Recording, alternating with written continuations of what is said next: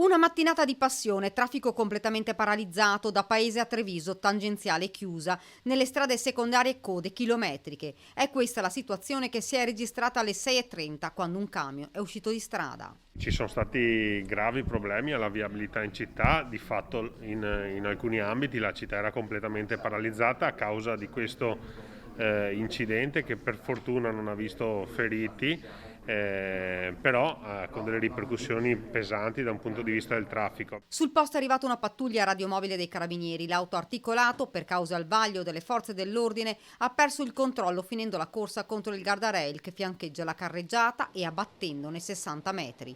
Per gli automobilisti è iniziata la mattinata di passione. Abbiamo messo in moto immediatamente la macchina della comunicazione attraverso i canali social e soprattutto attraverso i display installati nei vari punti strategici della città per quanto riguarda la viabilità.